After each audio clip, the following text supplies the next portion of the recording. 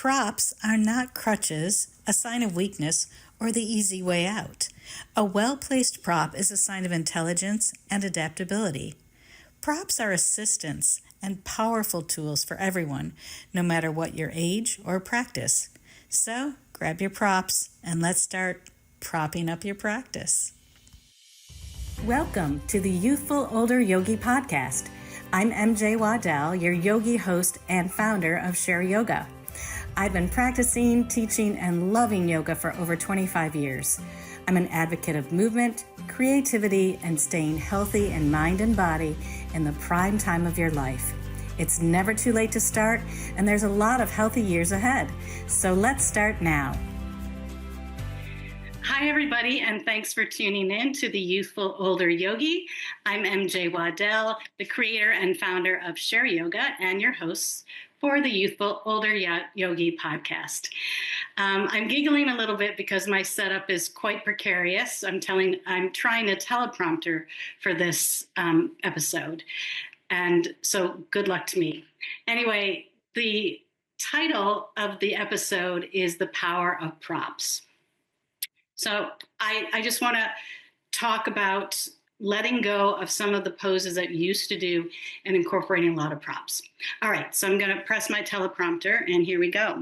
Like I said, today I'm going to talk about how to honor the wisdom of your evolving, changing body and yoga practice while still keeping it strong and flexible and vibrant.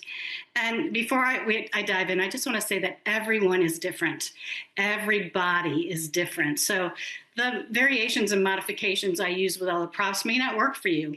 The key is to take agency over your practice, to listen deeply, and to explore what feels good for you, because yoga is meant to evolve with you, not against you.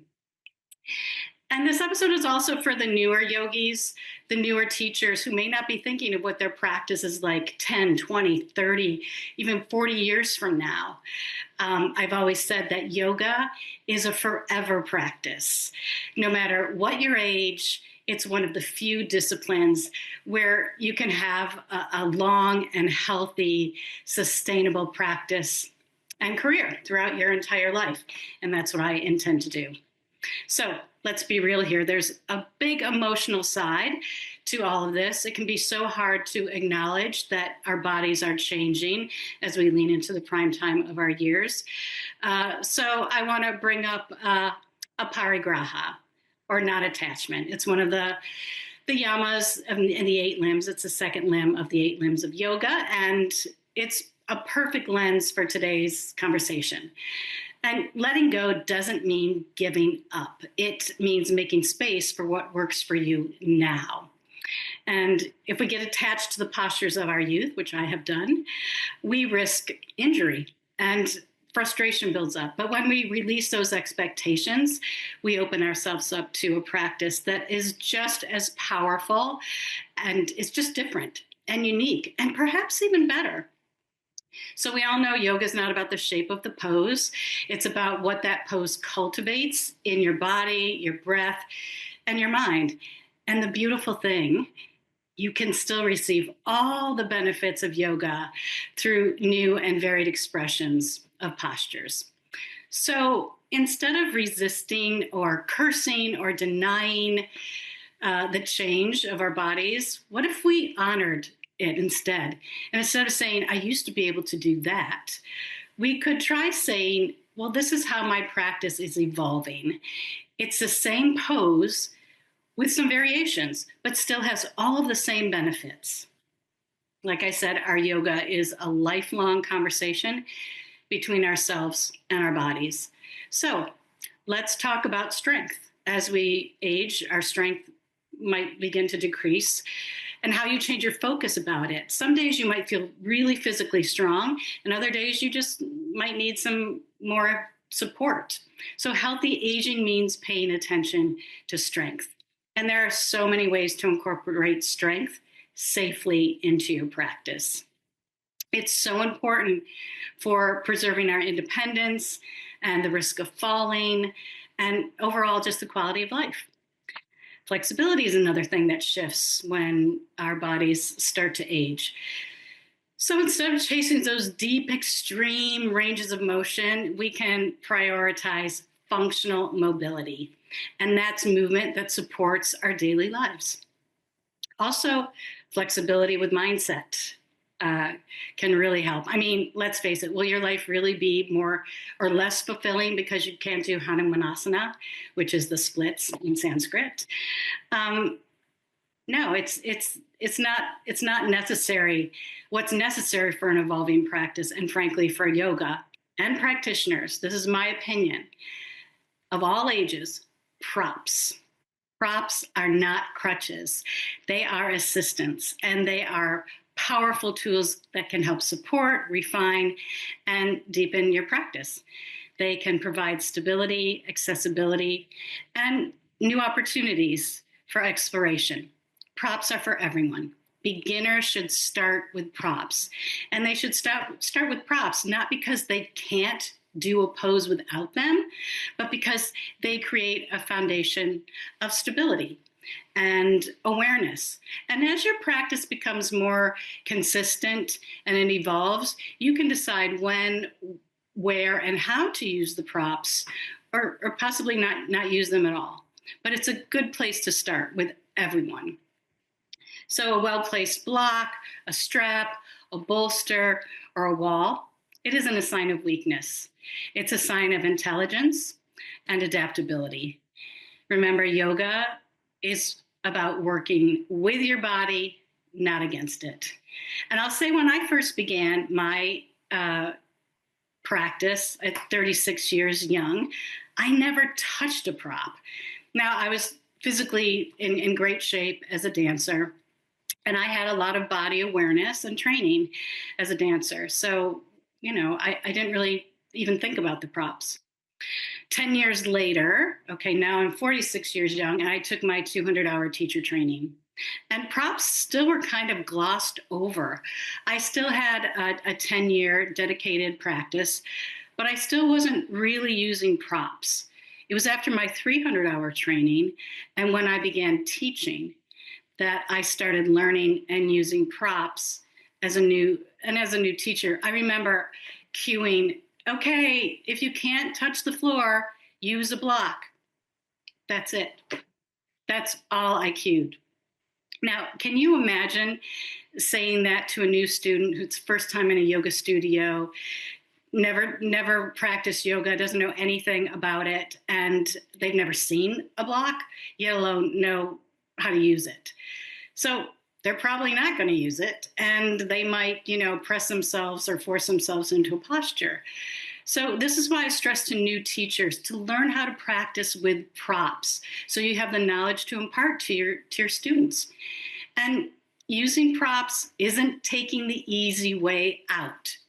I say this to my students all the time. It's about creating sustainable, intelligent, and safe practice. So let's start with the blocks. I always start my class with at least 2 blocks. These are the styrofoam blocks here. And I always have people set up with 2 blocks and a strap. They might not even touch the blocks, but everybody has them. So how do they assist? I mean, there are so many ways. I'm just going to tell a few ways. Okay, they bring the floor closer to you. Okay? We've all been in a forward fold and cued, bring your hands to the floor. Well, what if that's not possible? The student will either feel like, oh, I'm not flexible, I'm less than, and then again, push beyond their range. So what if they have tight hamstrings? What if they are recovering from an injury? Rather than forcing flexibility, props allow for a gradual and sustainable increase in range of motion. They are critical. Okay, and you can stay in poses a little longer when you have that support, and you can focus on the breath, and you can avoid overexertion. Blocks can help teach engagement of the muscles. Think about placing a block in between your thighs. We've all done this, and you're gently squeezing and hugging in. And right there, you've started to teach your student about engaging and feel the engagement of the muscles. You've also taught them where their adductor muscles are. I wanted to pop in and thank you for listening to the Youthful Older Yogi. I love bringing you great guests, education, and ways to stay youthful in mind and body. If you love the show and want to help me make it even better, please consider becoming a supporter. You get to choose how much and how often you give, and there's no commitment. And remember, I donate a portion of every dollar I receive to charity. For 2025, I've chosen United Nations World Food Program. Just click the support button in the show notes. And just as helpful is sharing the show with others. Thank you again so much for listening. And now let's get back to the podcast. Okay, and let's talk about balancing poses and standing postures. They can become just more accessible, and they can allow for greater safety and more confidence. You know, you don't want to be wobbling all around sometimes with the block. You've just got a little bit more support. You can also use them to sit on. And sometimes it's just more comfortable because it gets your hips above your knees. So either in Sukhasana, easy pose, there's so many ways to use the block. These are just a few of the the ever versatile block. So remember to tell yourself and your students, blocks are not crutches. They're assistants. Okay, let's talk about the straps. Next, I feel the strap. I've just got a strap here. I think it's very underutilized, and it's time we teach our students and ourselves to bring the straps into practice. Again, when I set up my class, 2 blocks and a strap, everybody has it. And again, these aren't just for beginners or those who feel tight. They're for everyone who wants to refine alignment and create space, explore some greater ease and integrity in the postures. I tell students that the yoga strap acts as an extension of your body. Your arms and legs instantly become longer and they're lengthened. So you can't say, oh, my legs are short, my arms are short, and blah, blah, blah. Strap is not a shortcut. It's a smart choice, and it's not about taking the easy way out. It's about creating a sustainable, intelligent, and safe practice. So think of Supta Pada Gustasana. That's reclining big toe pose. Most people can't reach their toe, their foot, ankle, maybe even their knee. So a strap around the foot allows for a deeper hamstring stretch without straining your lower back, trying to reach your foot. Yeah, they're so wonderful. They can also help to improve alignment. You could be in a seated forward fold or standing posture, and a strap can help maintain proper positioning, again, without overreaching. Think of seated forward fold, Paschimottanasana. Okay, a strap around the feet maintains a long spine rather than rounding the back and trying to crunch yourself into the posture. And shoulder openers, you know, I love think of Gomukhasana, cow face pose, when your hands are behind your back and they can't reach. The strap, it's a bridge. It's a bridge between your hands, okay, while keeping your shoulders aligned. And think about dancer's pose. Holding a strap around your foot or ankle instead of grabbing for your foot allows for safer and a more stable posture. Some people, they won't ever be able to reach their foot. I can't reach my foot anymore. Straps can help create space in the body as well. So you can avoid collapsing and, you know, instead lengthen and expand with ease. They can also help assist with strength, instability, and engagement. Think about wrapping the strap around your thighs again and trying to your upper thighs, and you're pressing evenly against the strap. Now you're using your abductor, okay, and those outer hip muscles that provide stability. So you're teaching abduction. So everybody grab a strap, a scarf, a belt, a tie. They're so useful. Okay, the next thing is a yoga blanket. Blanket is more than just fabric. Okay, it's a foundation for ease. It might seem like a very simple prop, but its benefits go far beyond just keeping you warm. Okay. It can be any type of blanket. This is a Mexican blanket. I've got different types. It's a versatile tool. It enhances comfort. It provides essential support and allows for greater ease in your practice. So why and how would you use a yoga blanket? Well, cushioning and comfort. Our thin yoga mats, it isn't always the best, and it's not kind to your knees, your hips, or your sitting bones. So a folded or a rolled up blanket, it just adds to the softness to protect those sensitive areas. And, we don't want to suffer.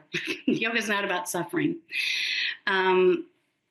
So when you're in tabletop, think about placing a blanket under the knees. It just reduces the pressure and discomfort. Blankets can also help to add height and support. They can be stacked and rolled to provide lift in your seat and seated poses. And so it makes the seated poses more accessible and sustainable. Think of when you're in Sukhasana, easy seat. Again, Paschimottanasana, you're folding forward. It helps to lift the pelvis up and tilt it forward for better spinal alignment. And also they can help with longer supported held postures in your yin practice. So grab a blanket. Okay, next prop, the bolster, the yoga bolster. It's a big purple one. I've got a big rectangular one, and it's more than just a pillow. It's a foundation for deep rest and support. So bolsters invite us to soften and trust support and to embrace stillness. They're just perfect for the days when you need a little extra care. So whether you're looking for support or openness or grounding, bolsters can be game changers. And if you teach restorative, you must invest in bolsters and blankets. You must, or teach at a studio that has them. Okay, I only have one because they can be pricey. For restorative, it just provides the stability, allows the body to fully relax without strain. Just think of placing a bolster underneath the knees in Shavasana. It's how it relieves tension in the low back. It's so beautiful. So those are the props that I practice with all the time. My blocks, my strap, my bolster, my blanket. I don't use all of them in every practice, okay? But it's very, very helpful. I can't do many of the poses anymore without support. Don't be afraid to experiment with them. I use them in so many different ways in the practice. And one of these days, this year, I will do a video on how I use blocks and make it into a course so you can have some assistance. One more thing I didn't want to say about a great prop is the wall. This wall, it's like a built-in support buddy right here. Again, not a sign of weakness. It's a smart strategy for building strength, exploring your alignment, and inviting deeper relaxation.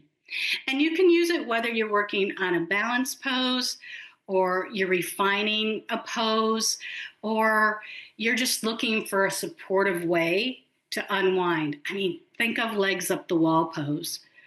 Amazing. You lay down, you put your legs up the wall. It's the perfect way to end the day. Also, the wall expects nothing in return. It's free. Most people have a wall. I feel it's like an unsung hero. All you have to do is reach for the wall, okay? It's always there, it's steady, it's reliable, it's unshakable. So it's a very versatile and powerful tool in your practice. So think of the wall as like a trusted friend who's got your back, literally got your back, okay? I hope that is... for those of you that teach all the time, you probably all already know this. I think this, if you're a newer yoga student and you walk into a class and they're like, grab a block or two or whatever, do it, okay? And if you don't know how to use it, ask your teacher, okay? All right, so as promised, I'm doing a mudra for each of the episodes. And the mudra that I thought I would talk about today is the Ganesha mudra. So the Ganesha mudra, it's again, mudra is a seal or a gesture. So the Ganesha is a Hindu deity, and he's known as the remover of obstacles. I think a lot of you have the little Ganesha. It's like I'll show you if you're watching it. There's a little image of it here. But this mudra, it promotes self-confidence, courage, and the ability to overcome challenges and conquer barriers. So I thought this was a nice way to tie it into Aparigraha, which is letting go of these obstacles. And so how do you do it? You can start your hands out in Anjali Mudra. That's the prayer pose, the prayer position, okay? And then you swivel your hands so your fingers point towards your elbows, okay? The opposite elbows. So your hands are in prayer, and you keep them pressed together, and you swivel your hands so your fingers face the opposite elbows, okay? And in this, we'll start with this one with the right palm. The right palm faces towards your body, and the left palm faces away. And then you start to slide your hands apart, and you curl your fingers, and you catch your fingers like you're trying to, the fingers lock, and you're trying to pull it apart. Your thumbs will rest on the pinky fingers of the opposite hand. And it comes right in front of your heart chakra, your heart center.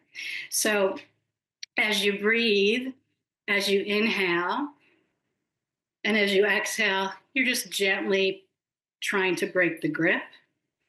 Inhale, release the tension, or you can reverse that breathing. You can inhale and create the tension. Exhale, release the tension. So, and then after a few breaths on each side, you want to come back to Anjali Mudra, and then you want to go the opposite way. So the left palm will be facing your heart, the right palm will be facing out, and you just do it the opposite way, okay? You grab the fingers, and the thumbs rest on the pinky fingers, on the little fingers. Okay, we can use this in a meditative posture. It really helps to activate the heart chakra, and the positioning of the arms here at the chest with the elbows wide. If you're not watching on YouTube, my fingers are gripped and holding each other, and my elbows are equal with my chest. My hands are right in front of my chest, and the arms across the chest with elbows wide, it symbolizes the notion that sometimes the biggest obstacle we face is ourselves, okay? So you can use this Ganesha mudra in any meditative posture. It also just really starts, so you can feel the heart chakra, Anahata chakra, it's connected to the arms and the hands. So whatever you do, it's going to start to stimulate the heart chakra here in the heart space. So that is your mudra for this episode, Ganesha mudra. Thank you so much for tuning in. I do want to remind you that and invite you to subscribe to my newsletter. It's at shareyogawithmj.com, shareyogawithmj.com. Please subscribe to my newsletter. It's free. You can unsubscribe at any time. And I've got a retreat coming up in September 2025. All the information is there. It's very limited, only 8 to 10 women. So please don't hesitate to book a call with me if you have any questions. You can do that. I've got a calendar and availability to book a call. It's in September 2025 at beautiful Bald Head Island, North Carolina. I've been vacationing there for years, and I can't wait to share the retreat with you. It's called Nurture and Nourish. It will be myself and my good friend Terry Orr, who is a food expert and health coach, and she will be preparing all your healthy meals for you. All right, so please subscribe to my newsletter, shareyogawithmj.com. Just go to that website and you can see where to subscribe to the newsletter, and also all the information about the Nurture and Nourish Retreat is on there. Okay, everybody, thank you again for tuning in. Have fun with your props. Let me know how it goes. And I appreciate you listening or watching. And until next time, keep sharing yoga. Namaste. Thank you so much for listening. Now you can go to my show notes on YouTube or Buzzsprout and send me a voicemail or email. I'd love to hear what topics you'd like me to speak about, what your thoughts are on the episodes, and maybe I'll share your message on a future episode. Please subscribe to my website, shareyogawithmj.com, so you can receive my newsletters and be first to know about my retreats, workshops, courses, and freebies. If you navigate on social media, you can find me mostly on Facebook and a bit on Instagram at Mary Jane Waddell. That's Jane with a Y, Jayne. This podcast would not be possible without the help of my editor, Dan Jones from Cocoa Beach Productions.